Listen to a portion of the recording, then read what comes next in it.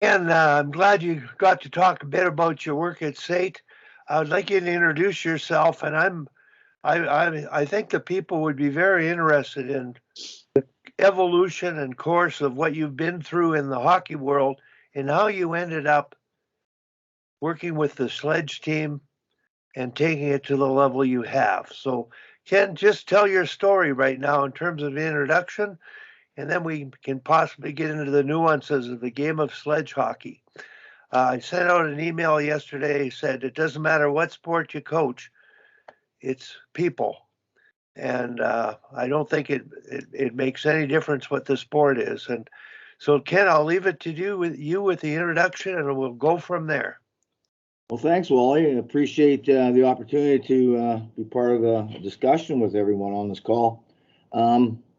My hockey career started when I was a kid in Saskatoon, like all of us. We started playing hockey on the streets and on the ice as early as 4 or 5 years old, and went through all that, the minor hockey system, played some junior hockey with the Saskatoon Quakers, and then I realized at a certain point that I wasn't going to go anywhere. I was a little too slow, Mm-hmm. and I knew that, and so I had to come up with something else. So I got into coaching just as I was taking my education degree, and at U of S in those days in the education department, you had to do a community service program. So I thought, as part of the course you had to take, so I thought, well, I might as well go coach a kids hockey team, and I loved it. I started loving it right then, and just kept me in the game. And I started Pee Wee coaching in Saskatoon, and then I moved to Calgary and got involved in Calgary system, and then I met Tom Malloy, was the coach at SAIT, and I was assistant coach with Tom for a year, and then I became the full-time coach at SAIT, and through that I did all my coaching programs, the Hockey Alberta ones, right from the base right to the highest ones you can get, and then went through the NCCP program, and then did a master's degree in coaching in the summer times, and raised 3 kids. My wife is a wonderful lady. She put up with me and all the time away and that sort of stuff. So anyways, and then I was coaching at SAIT, and in the back in the 90s, we had the national program at Father Bauer, and Tim Bothwell, I think, was at U of C in those days, and there was a bunch of us guys that were coaching college university that used to come out and help them out run their training camps and their evaluation camps. And that's how I got even more excited about being part of a national program, so to speak. So then I coached at SAIT, and then I coached Canada's national under-18 team in 2000. We won the Lotto Cup. And then 2003, I was assistant coach with the men's national team in the tournament in Slovakia. I think that one was called the Lotto Cup, actually. Anyways, I've had quite a journey. I have a lot of great experiences. And then through my connection through Hockey Canada, I was able to land a gig coaching Denmark's national junior team for 3 years. Got them into the out of the B pool, won the B pool, got them into the A pool, and we played the Canadian junior team. We lost 4-1.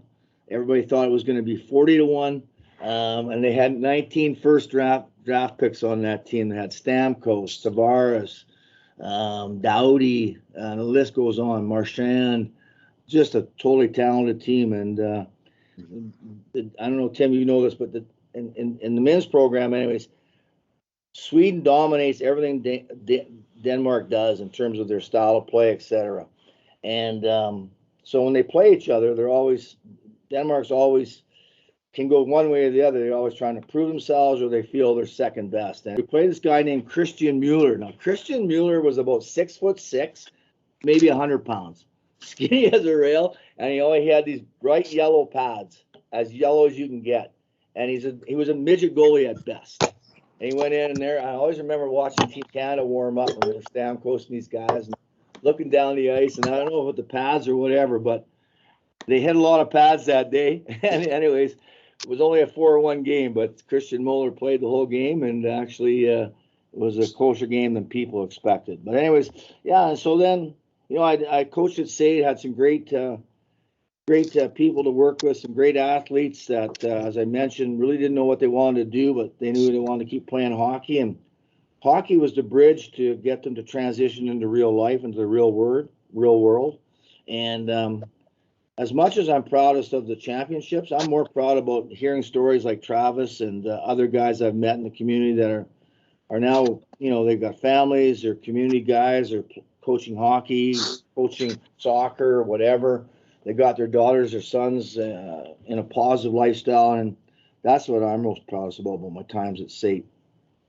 Anyways, 2014, SAIT administration started to change, and we had a good run there for a long, long time. And I thought, you know what, I got to make a move here now. And so I left SAIT, and I took 6 months off. I didn't know what I was going to do. And then around November of 2014, Scott Salmon phoned me and said Tom Rennie and would like me to go out to a selection camp in Toronto and help them run their selection camp for their national para team. And I said, I don't know anything about sledge hockey, nothing. They said, well, you know hockey, and we know you, so why don't you go out and have a look? And I turned them down, actually. And I said, no, I don't think I can do that. I don't think I know the sport well enough. Anyways, so then they called me back, and they convinced me to go to this camp. Well, I went out to this camp in Toronto at the MasterCard Center, and I was blown away.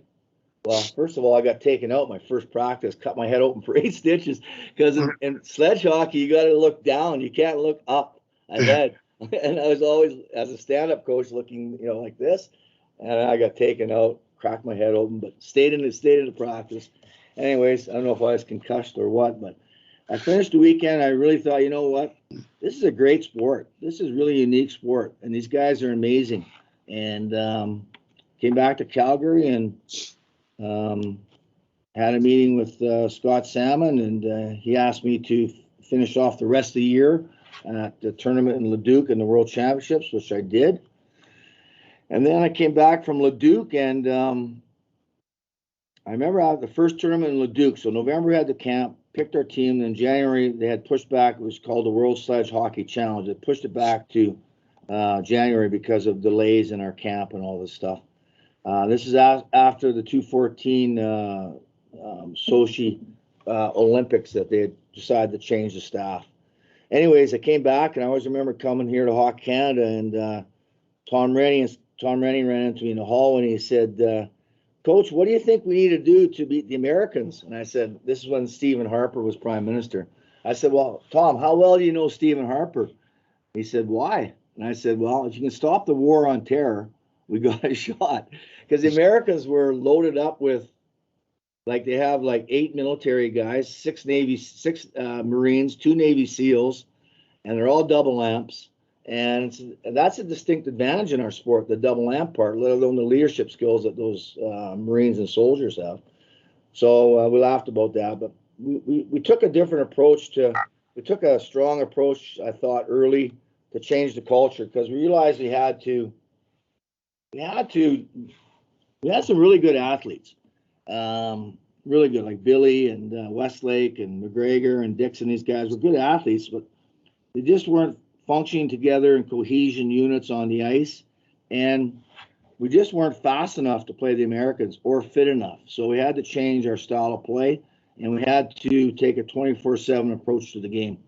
And it was tough to change that culture at the start. It was a lot of resistance to it, and but we took the stand we did, and now I think it's paid off. We've probably got the most fit team we've ever had and the fastest team we've ever had. We're still missing maybe some of those old vets that aren't around anymore. They were pretty skilled guys, but I think overall we've got a very, very good shot at a gold medal here, and the Americans are the team to beat, and we know that, and we're hoping to pull off what the women did and what our women's soccer did. So that's my story, guys. That's where I'm at in terms of the background for me.